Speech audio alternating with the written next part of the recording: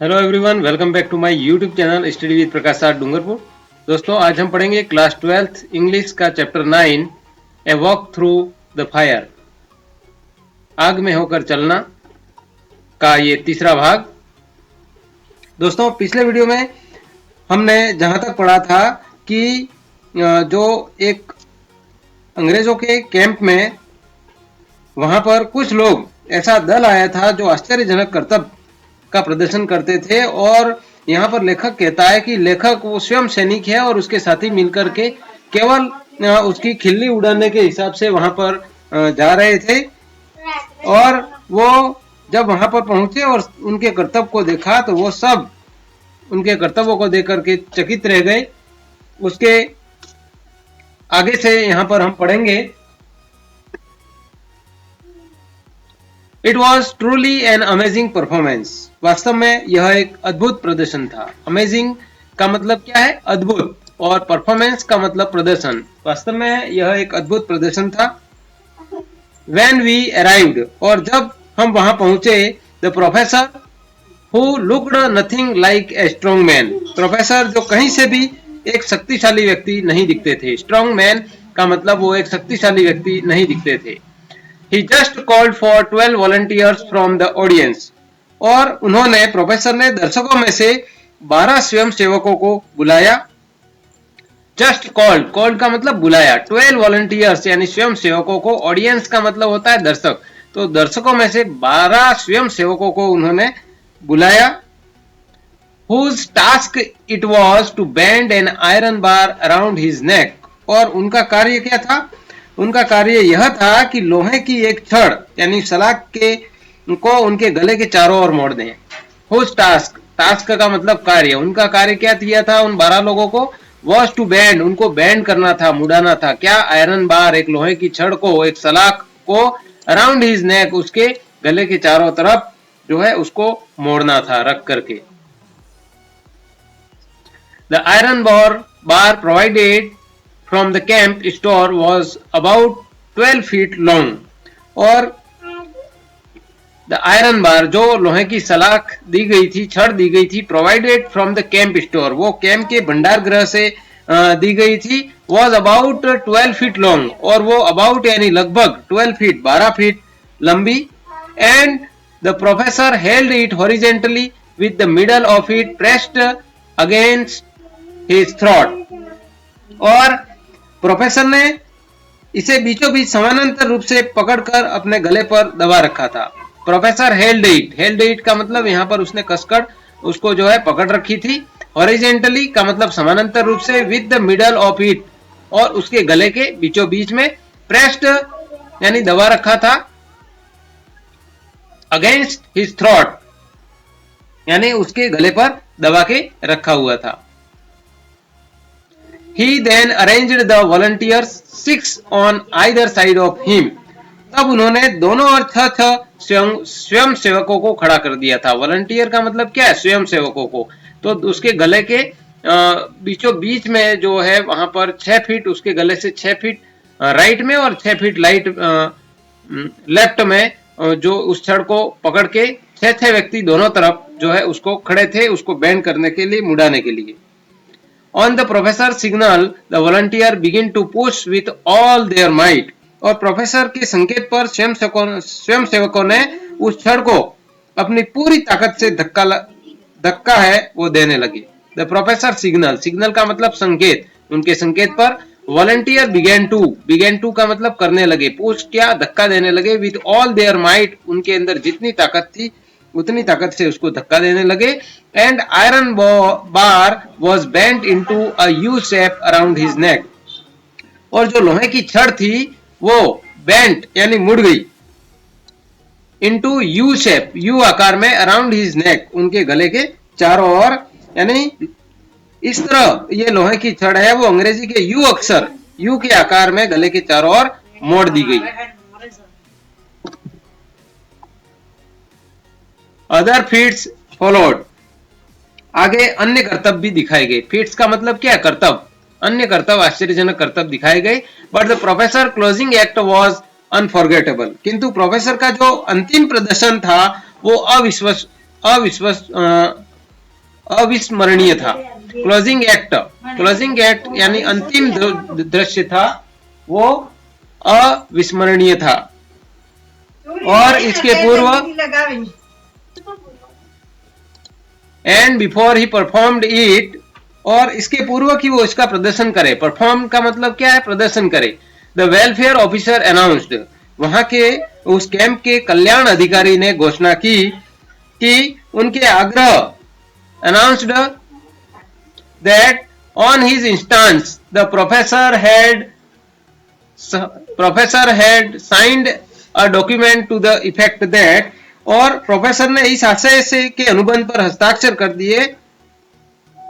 Instance का मतलब क्या है यहाँ पर? आग्रह।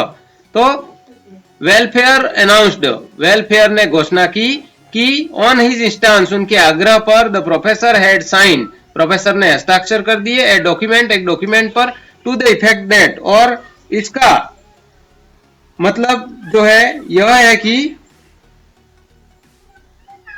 If anything happen to him the British army could in no way be held responsible, जिसके अनुसार अब जो उसने अनुबंध पर जो हस्ताक्षर कर दिए उसके अनुसार यह है कि उसके साथ अगर कोई भी अनहोनी हो जाती है तो ब्रिटिश सेना को किसी भी तरह से उत्तरदायी नहीं ठहराया जा सकता। एनीथिंग हैपेंड का मतलब उसके साथ कोई भी घटना घट जाती है। हिम यानी उसके साथ में, प्रोफेसर के साथ में, ब्रिटिश आर्मी यानी अंग्रेजी सेना है, could in no way be held responsible, वो उसके लिए किसी भी प्रकार से उत्तरदायी नहीं होंगे। It was only on this terms that, और केवल इन्हीं शर्तों के आधार पर, ओनली दिस टर्म्स, केवल इन्हीं शर्तों के आधार पर ही the professor was allowed to perform his closing act, और प्रोफेसर को अपना अंतिम प्रदर्शन करने की अनुमति प्रदान की गई। प्रोफेसर वॉज अलाउड यानी अनुमति प्रदान की गई, परफॉर्म हिज क्लोजिंग एक्ट यानी अंतिम प्रदर्शन उसको जो है करने की अनुमति प्रदान की गई। दोस्तों, वीडियो को आपने अभी तक लाइक नहीं किया हो तो लाइक करने के लिए आप जो वीडियो देख रहे हैं उसके नीचे इस तरह का ये जो आइकन बना हुआ है वहां पर क्लिक करके आप वीडियो को लाइक जरूर करें। A 5-ton army truck was then driven into the centre of the circle formed by the audience, और तब दर्शकों द्वारा बनाए गए उस घेरे के बीच एक 5 टन वजनी सैन्य ट्रक लाया गया। ए 5-ton आर्मी ट्रक, आर्मी का जो ट्रक था वो 5 टन वजनी, was then driven into the centre of the circle, दर्शकों द्वारा, फॉर्म्ड बाय ऑडियंस यानी सर्कल, दर्शकों द्वारा एक सर्कल बनाया गया था। उस सर्कल के बीच में आर्मी का एक 5 टन वजन का एक ट्रक है, ड्रिवन इनटू द सेंटर, उसको बीचों बीच में लाया गया। Which was the only stage the professor used, और प्रोफेसर ने अपने प्रदर्शन हेतु एकमात्र मंच के रूप में इसका उपयोग किया। विच वॉज, जिसका, ओनली स्टेज, एक मंच के रूप में, द प्रोफेसर यूज्ड, प्रोफेसर ने इसका उपयोग किया। He lay down under the truck so that his chest was in line with one of the rear wheels, और वह उस ट्रक के नीचे लेट गए ताकि पिछले पहियों में से किसी एक की सीध में उनका सीना हो जाए। He lay down का मतलब क्या है? वो लेट गए। Under the truck यानी ट्रक के नीचे, so that यानी इस प्रकार से कि his chest was in line with one of the rear wheels, यानी पीछे के एक पहिए के सीध में वो उनकी छाती के बल है वो वहां पर लेट गई। And an old railway sleeper was placed alongside his chest to form a crude ramp, और उनके सीने के समीप एक पुराना रेलवे स्लीपर यानी लकड़ी का मोटा तख्ता जो है उसको सटा करके लगा दिया गया, अस्थायी ढलान बनाने के प्रयोजन से उसको रख दिया। एन ओल्ड रेलवे स्लीपर का मतलब यहाँ पर क्या है? लकड़ी का एक मोटा तख्ता। वॉज प्लेस्ड यानी रख दिया गया, अलोंग साइड हिज चेस्ट, उसकी चेस्ट उसकी छाती से सटा करके रख दिया गया। फ्रॉम क्रूड रैम्प, ताकि उससे क्या है कि एक कच्चा यानी अस्थायी रैंप है, ढलान है, वो बन सके। Which the truck code be driven, और जहां से जो है ट्रक को सरलता से चढ़ाया जा सके। The truck was then driven quickly forward so that, और इसके पश्चात ट्रक तेजी से आगे की ओर बढ़ाया गया। Driven quickly forward का मतलब तेजी से आगे बढ़ाया गया। So that ताकि The rear wheel went up the railway sleeper and crossed the professor chest. ताकि जो ट्रक का पिछला पहिया है लकड़ी के तख्ते पर चढ़कर प्रोफेसर की छाती पर से निकल जाए. द रेलवे स्लीपर यानी जो लकड़ी का तख्ता बना हुआ था, क्रॉस द प्रोफेसर चेस्ट, वहां से प्रोफेसर की छाती को पार करके वो ट्रक है वो आगे बढ़ जाए. As simple and as crude as that, उतने ही सरल और निष्ठुर अंदाज में. The back of the truck incidentally contained as many men as could possible crowd into it. और प्रसंगवश, इंसिडेंटली का मतलब क्या है यहां पर? प्रसंगवश जितने व्यक्ति ट्रक में चढ़ सकते थे. The back of the truck, truck के पीछे से, कंटेंट एज मेनी मैन, जितने व्यक्ति, could possible crowd into it, जितने व्यक्ति उसमें चढ़ सकते थे उतने व्यक्ति उसमें ठसाठस भरे हुए थे, फुल भरे हुए थे. क्राउड का मतलब क्या है यहां पर? ठसाठस भरे होने से. There was another Indian with the professor and his troop. और वहां पर प्रोफेसर राव और उनके दल के साथ एक अन्य भारतीय भी था. अनदर इंडियन यानी अन्य भारतीय भी था, प्रोफेसर एंड हिज ट्रूप उनके दल के साथ में. Who took no part in the strong man acts. और उसने उस शक्तिशाली व्यक्ति के प्रदर्शन में कोई भी भाग उसने नहीं लिया, यानी उन शक्तिशाली लोगों के बीच में किसी भी कर्तव्य में उसने भाग नहीं लिया. But spent the entire time digging a shallow trench about 10 feet long and 2 or 3 feet wide. लेकिन उसने इसी बीच अपना सारा समय लगभग 10 फीट लंबी और 2 या 3 फीट चौड़ी छिछली यानी कम गहरी खाई खोदने में लगाया. He spent the entire time, अपना पूरा समय उसने जो लगाया, digging a shallow, डिगिंग यानी खोदना, शेलो का मतलब छिछला यानी कम गहरा, ट्रेंच यानी कम गहरी एक खाई खोदने में, अबाउट 10 फीट लॉन्ग जो 10 फीट लगभग लंबी थी और 2 और 3 फीट 2 या 3 फीट है वो चौड़ी थी, उसको खोदने में अपना पूरा समय उस व्यक्ति ने लगाया. By the time the professor had finished his act, और जिस समय तक प्रोफेसर ने अपना प्रदर्शन पूरा किया, फिनिश्ड हिज एक्ट, एक्ट का मतलब प्रदर्शन और फिनिश्ड यानी जिस समय तक उन्होंने अपना प्रदर्शन पूरा किया. This trench had been filled with red hot coals from the cook house. और उस समय तक इस खाई को भोजनशाला से लाए गए दहकते अंगारों से भर दिया गया. Filled यानी भर दिया गया. Red hot coals का मतलब क्या है? दहकते हुए अंगारों से भर दिया गया. जो अंगारे कहां से लाए गए थे? कुक हाउस यानी भोजनशाला से लाए गए थे. There was no funny business about this fire trench. और यह आग की खाई कोई हंसी मजाक की चीज नहीं थी. फनी बिजनेस यानी हंसी मजाक का कोई कार्य नहीं था. Either we gathered around it and the heat from it was intense. और हम खाई के चारों ओर एकत्र हो गए, इसकी गर्मी जो है वो अति तीव्र थी. We gathered यानी इकट्ठा हो गए, around it यानी उस खाई के चारों ओर हम एकत्रित हो गए. The heat यानी उसकी जो गर्मी है, from it was intense वो बहुत ज्यादा तीव्र थी, बहुत तेज थी. This Indian rather than elderly gentleman. और तब यह भारतीय अपेक्षाकृत बूढ़ा था. rather than अपेक्षाकृत, elderly gentleman यानी वो बूढ़ा व्यक्ति था. Then stood at one end of the trench. और वो खाई के एक सिरे पर जाकर खड़ा हो गया. stood यानी खड़ा हो गया, at one end यानी एक सिरे पर, of the trench यानी खाई के एक सिरे पर जाकर खड़ा हो गया. splashed water from a nearby bucket over his bare feet. और समीप ही पड़ी एक बाल्टी लेकर उसने अपने नंगे पांवों पर पानी छिड़का. स्प्लैश्ड का मतलब क्या है? पानी छिड़का. क्या छिड़का? पानी. स्प्लैश्ड वाटर यानी पानी छिड़का. From A near by bucket. Near by का मतलब पास में ही, बकेट का मतलब बाल्टी, तो उसके पास ही एक बाल्टी थी. ओवर हिज बेयर फीट, जिससे उसने अपने नंगे पैरों पर पानी छिड़का. And then proceeded to walk over the red hot coals along the whole length of the trench. और तब वह अंगारों भरी खाई पर चलने के लिए आगे बढ़ा. प्रोसीडेड का मतलब क्या है? आगे बढ़ा. Walk over the red hot calls यानी उन दहकते हुए अंगारों पर चलने के लिए. अलोंग द होल लेंथ उसकी पूरी जहां तक लंबाई थी, जितनी लंबी खाई बनाई थी उस लंबी खाई पर चलने के लिए आगे बढ़ा.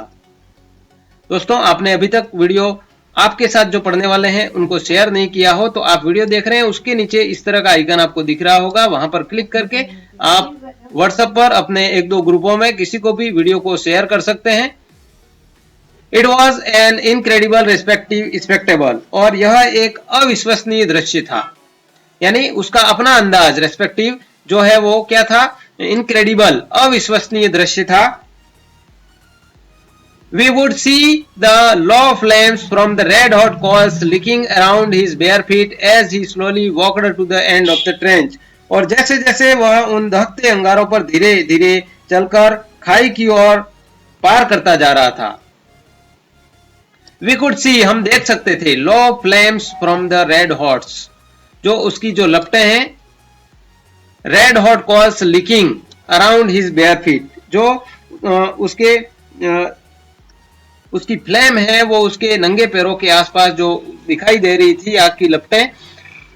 As he slowly walked to the end of the trench, धीरे धीरे वो जिस तरह से खाई के उस पार तक जो है पार करता जा रहा था, हम स्पष्ट रूप से उसको देख सकते थे कि आग की उसकी यानी उठती हुई लपटें उसके नंगे पांवों को स्पर्श कर रही थी।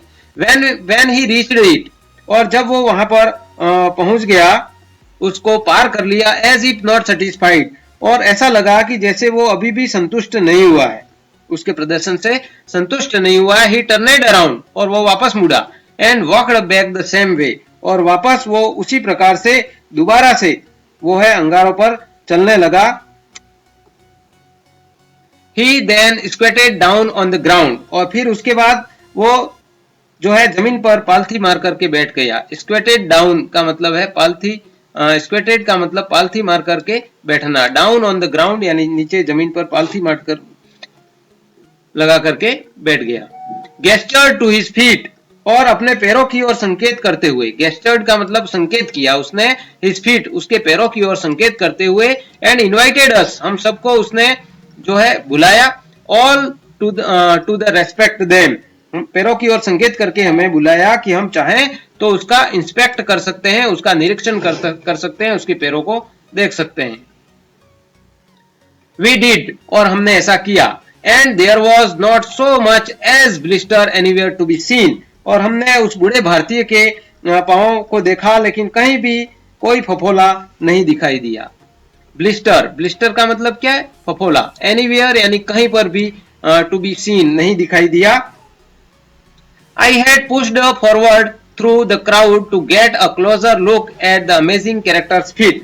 हमने यानी मैंने भीड़ को धकेलकर उस अद्भुत व्यक्ति के पांवों को ध्यान से देखा।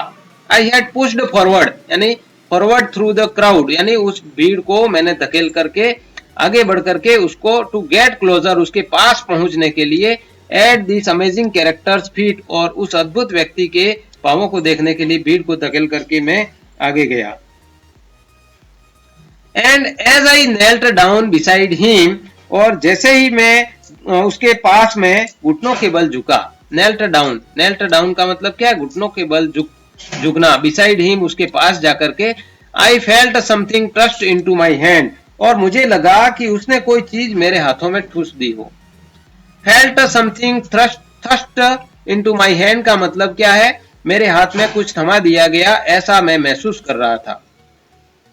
It was a handkerchief, और यह एक रुमाल था। And it was then that I recognized him, और मैंने उस व्यक्ति को तुरंत पहचान लिया। Recognized का मतलब क्या है, पहचान लेना, तो मैंने उस व्यक्ति को पहचान लिया। He had looked at me once, उसने briefly, उसने मेरी तरफ कुछ देर के लिए मेरी तरफ उसने देखा। As he passed the handkerchief to me, जैसे ही यानी रुमाल को सौंपते समय एक पल के लिए उसने मुझे देखा। But when I went to speak to him, he looked away again, so I kept my mouth shut. जब मैंने उस बात करने गया, जब मैं उससे बात करने, but when I went to speak him, जब मैं उससे बात करने गया तो he looked away again, उसने वापस मुझसे जो है नजरें हैं वो फिरा ली। looked away का मतलब क्या है, नजरें उसने फिरा ली। अगेन दोबारा से, so I kept my mouth shut, और फिर मैं चुप हो गया, मेरे मुंह को शट कर दिया, बंद कर दिया। If he wanted to pretend that, यदि वह उस समय बहाना करना चाहता था, pretend का मतलब क्या है, बहाना करना, तो उस समय यदि वो बहाना करना चाहता था, he didn't understand English, कि वो अंग्रेजी को जो है नहीं समझ सकता, ऐसा वो बहाना करना चाहता था, then that was all right by me, तब वो मेरे लिए भी यह ठीक ही था। Obviously, it amused him to listen to the comments of the admiring crowd gathered around him. और इसके इर्द गिर्द इकट्ठी प्रशंसक भीड़ की टिप्पणियां उसे निश्चित रूप से अच्छी लग रही थी। Obviously यानी निश्चित रूप से। It amused, amused का मतलब क्या है? उसे खुशी मिल रही थी, खुशी हो रही थी। Listen to the comments, जो लोगों के द्वारा टिप्पणियां की जाती थी, of the admiring crowd यानी प्रशंसा भरी, उस भीड़ के द्वारा प्रशंसा भरी जो टिप्पणी की जा रही थी, जो गैदर्ड अराउंड हिम, जो भीड़ उसके चारों तरफ इकट्ठा थी, उसके द्वारा प्रशंसा भरी टिप्पणियां की जा रही थी, तो निश्चित रूप से उसको उस समय अच्छा लग रहा था।